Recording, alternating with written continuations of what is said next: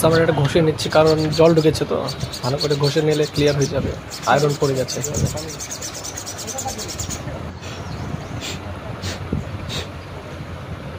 ঘষে নেওয়ার পরে মেজারমেন্ট দেখে নিয়ে তারপরে এটাকে বসিয়ে দেবো, যাতে সমান সমান ফোটোগুলো সব মিলে যায়।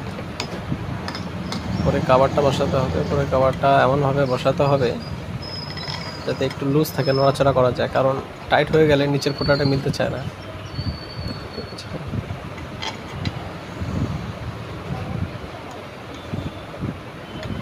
এইভাবে করে লাগিয়ে দেবে। তোমরা আগে সব মিলিয়ে নেবে মেজারমেন্ট করে, তারপরে বসিয়ে দেবে। বসিয়ে দেওয়ার পর ভালো করে টাইট করবে। তারপরে পেচকাস 8 নাম্বার দিয়ে টাইট করে দেবে এটাকে, 8 নাম্বার টি দিয়ে। আমার এই সাইডের পিছনের নিচেরটা ওইটা স্টিকটা বের হয়ে গেছে, সেটাকে আবার ঢোকাতে হবে। ওগুলোকে টাইট করে নিই, তুলি তারপর ওগুলোকে ঢুকিয়ে দেওয়া যাবে। এটা হবে না, বেরিয়ে আসছে। উপরের নাটটাকে ঢেলে দিয়ে তারপরে নোজ প্লাস দিয়ে নিচে থেকে টাইট করে দিতে হবে। এইভাবে যেমন দেখাচ্ছি, ফোকাস নিয়ে নেয়, ব্লার হয়ে যাচ্ছে।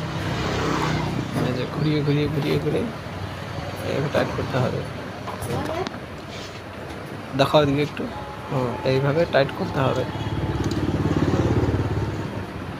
তাহলে স্টিকটা বসে যাবে নিচে। তারপরে টাইট করে নিচে বসাতে হবে। তারপরে আমি টাইট দিচ্ছি। মোটরটা আমাকে আবার খুলতে হবে কারণ বার্নিশ করা হয়নি। আমি শুধু চালিয়ে দেখতে চাই যে শর্টটা ছেড়েছে কিনা। তারপরে আমি আবার ফিটিং করব। আবার কোনো মতো ফিটিং করে আমি তোমাদেরকে চালিয়ে দেখাচ্ছি। ফ্রি হয়ে গেছে একদম।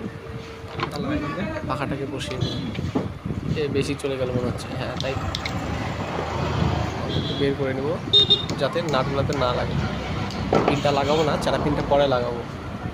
আবার একটু চালিয়ে দেখিয়ে দিই যে কেমন ঠিকঠাক হচ্ছে। কমন সাদা স্টার্টিং, এটা কমন রানিং স্টার্টিং, ঠিক আছে।